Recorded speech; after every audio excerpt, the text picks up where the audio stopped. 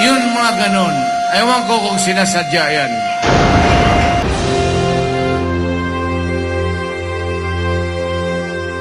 Magandang araw, magandang gabi sa ating bayang minamahal, Pilipinas.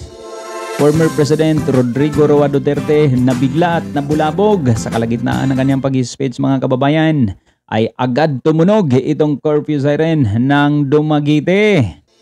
Kaya ito'y biglang napahintot, napatanong sa sarili kung ito'y sinasadya ba habang nagtatalumpati siya. Pero napaliwanagan naman siya na hindi sinasadya ito dahil tuwing alas 10 ng gabi ay nagpapatunog po ng curfew siren itong Dumaguete, lokal na pamahalaan ng lungsod ng Dumaguete. So dito naipagpatuloy niya dahil naipagpatuloy niya ang kanyang talumpati. Ay hindi na rin po natin masisisi ang former president dahil marami na rin po anya ang kanilang pinagdaan ng pang-aapi, panghaharang sa kanilang ginagawang rally. Partikular na ang tinagurian nilang prayer rally, maisog prayer rally. Ito po ang speech ng former President Rodrigo Roa Duterte. Kay Tebes, ibigay sa kanya. He is entitled to it as a Filipino. Yung ano lang binigay ng konstitusyon na karapatan niya.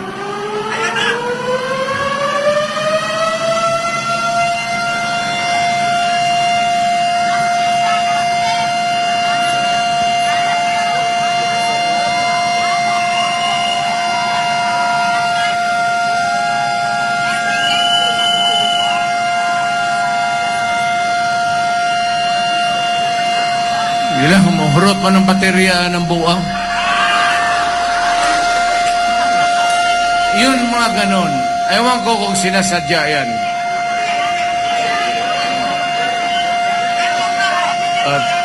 May curfew.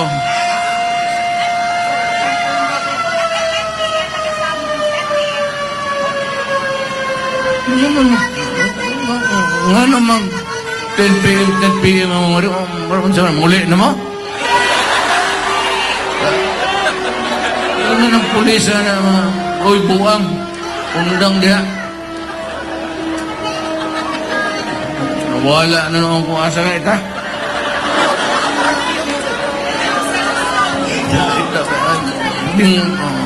si Marcos ba I will not pass judgment kung anong ginawa niya, pero para sa akin anuman ang nagawa mo, anong klaseng diskarte ang pinakita mo sa Pilipinas, wala na ako masasabihin dyan. Ayaw ko nang mag-ano sa iyo. Yung qualification lang, kasi siyempre. Pero kung anong nagawa mo, kabutihan o kasamaan, hindi ko na pag-usapan. Ayaw ko, kasi dumaan rin akong pagka-presidente. At diyan nga po, medyo nagtanong lang o naitanong lang naman ng former president kung talagang sinadya itong pagpapatunog ng curfew siren sa kanyang pagtatalumpati diyan po sa Dumaguete. Pero agad naman siyang napaliwanagan dito at talagang sadyang may curfew ang Dumaguete City.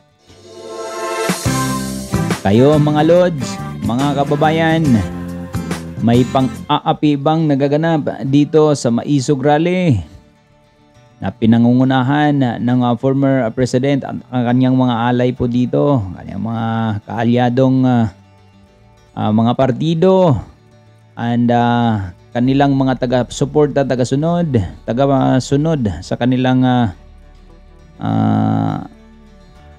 prayer rally o peace rally, kung ano mang rally po yan. So marami din naman pong humahanga kahit papano sa former president. So naandyan pa rin sa likod sumusuporta at sumusubaybay sa kanilang mga aktibidades na ginagawa all over the country.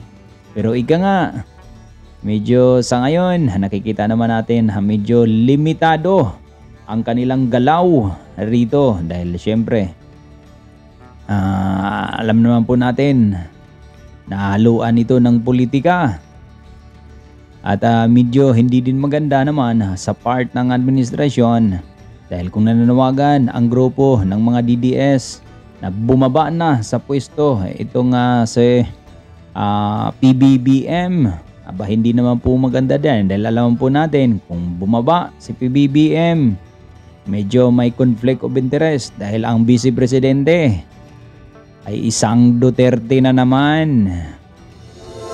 Mabuhay ang Pilipinas, mabuhay ang mga Pilipino, mabuhay ang ating OFWs around the globe.